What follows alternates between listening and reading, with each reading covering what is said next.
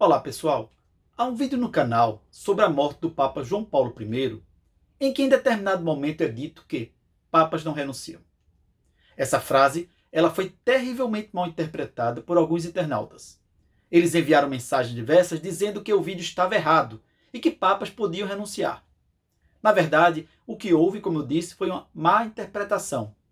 Nunca se quis dizer no vídeo que não há permissão no direito canônico para a renúncia, mas apenas que é fato totalmente incomum, raríssimo. E essa posição é clara porque se estava justamente a tratar da renúncia de Bento XVI, ressaltando não que ela era ilegal, mas o quanto teria sido estranha. Para esclarecer quaisquer dúvidas a respeito, o canal resolveu fazer esse vídeo no qual se explica o regramento da renúncia papal e os poucos casos em que ocorreram na história.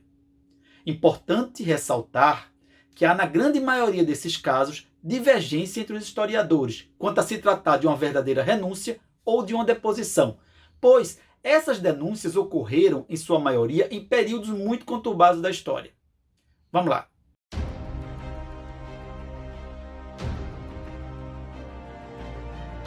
Não há dúvidas de que papas podem renunciar.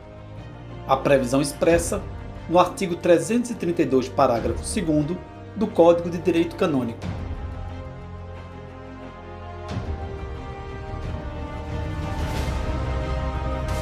Aproximadamente 10 papas renunciaram, embora exista controvérsia quanto a esse número, porque alguns historiadores consideram que algumas renúncias foram forçadas.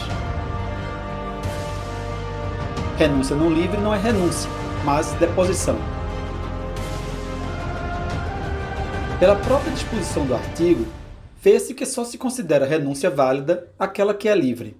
Mesmo com a previsão, há um entendimento no sentido de que os papas não devem renunciar, porque, como dizia Paulo VI, não se renuncia à paternidade.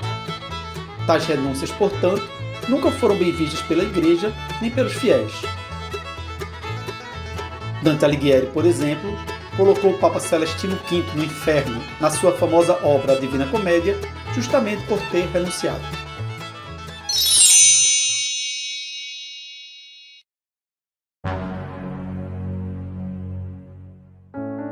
A primeira renúncia que se tem registro foi a de Clemente I, que provavelmente ocorreu no ano 97. Ele era o quarto Papa do cristianismo.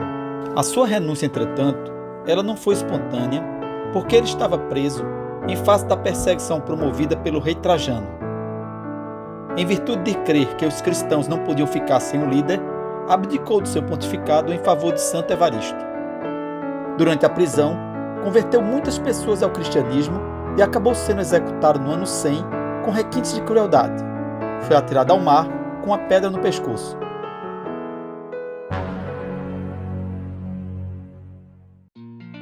Ponciano assumiu o pontificado no ano de 230 d.C. Era uma época de grandes divisões no catolicismo e de muita perseguição.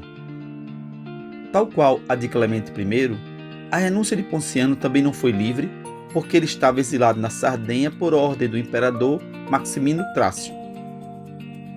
Vendo que seria impossível reassumir, renunciou em 235. Morreu no exílio em virtude dos maus tratos.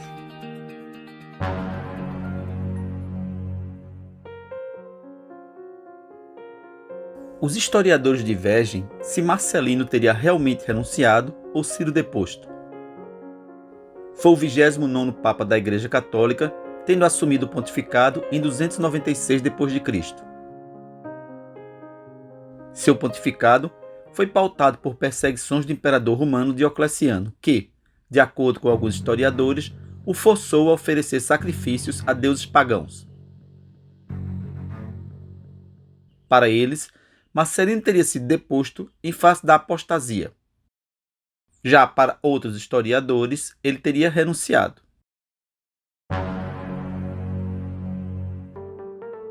Martinho I foi eleito em 21 de julho de 649. Também sofreu perseguições, passando mais da metade do seu pontificado no exílio ou preso. Morreu em 655 no exílio, na Crimeia. Há dúvidas se teria realmente renunciado ou se houve a eleição de Eugênio I à sua revelia em virtude de estar incapacitado a exercer o pontificado, pois se encontrava no exílio. Foi eleito em 22 de maio de 963 para suceder o 10º Papa, João XII. O seu pontificado durou apenas 32 dias, pois, sob pressão do imperador do Sacro Império Otto I, foi obrigado a renunciar. Quando assumiu o papado, sofreu forte oposição, principalmente do imperador que apoiava Leão VIII, que havia se declarado papa. A forte confusão e a pressão fizeram com que o papa renunciasse, tendo sido exilado na Alemanha. Há quem afirme que não houve renúncia expressa, mas tão somente tácita, pois o papa não teria se insurgido contra o exílio. Após a morte de Leão VIII, a autoridade de Bento foi reconhecida, mas ele faleceu antes de reassumir o trono de Pedro.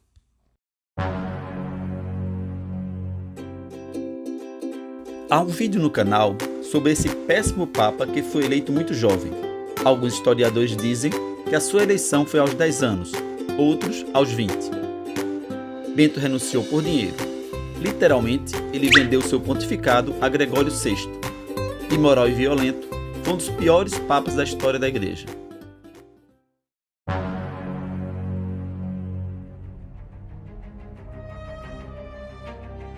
Comprou seu pontificado de Bento IX, tendo assumido o trono de Pedro em 1 de maio de 1045. Embora alguns historiadores defendam a renúncia, a tese majoritária é que ocorreu a deposição por simonia, em virtude da forma como obteve o pontificado.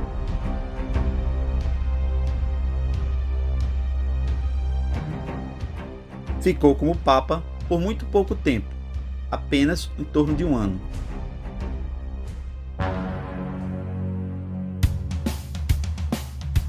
Em 1292, o Papa Nicolau IV faleceu. Começou então o impasse para a escolha do seu sucessor. Após 2 anos, os votantes, que eram apenas 12, não chegavam a um nome. A guerra de diversas correntes da Igreja fez com que os eleitores acabassem optando pela escolha de um religioso praticamente desconhecido. Em 5 de julho de 1294, foi eleito um frade beneditino que vivia em reclusão. Muito humilde, nunca tinha estado em Roma. Escolheu o nome de Celestino V. Não conseguiu se adaptar ao papado, pois não se sentia preparado para o exercício de tão importante função. Também achava que não tinha condições de saúde para permanecer no trono de Pedro. Acabou renunciando em 13 de dezembro do mesmo ano de 1294. Se quanto a Celestino V não há controvérsia no que diz respeito à espontaneidade de sua renúncia, há muitos que defendem que o Papa Gregório XII foi obrigado a renunciar. Eleito já bastante idoso, em 30 de novembro de 1406, teve o seu papado marcado por disputas, existindo 2 antipapas, Bento XII e Alexandre V, que após a sua morte foi substituído pelo antipapa João XXIII. A situação administrativa da Igreja estava muito confusa, porque havia 3 sedes: Roma, cujo mandatário era Gregório, Avião, tendo como mandatário Bento XIII, e Pisa, chefiado por Alexandre V. Em 1415, visando acabar com a disputa pelo trono de Pedro, o Concílio de Constança decidiu legitimar o novo Papa, de maneira que Gregório deveria renunciar e João XXIII e Bento XIII foram presos.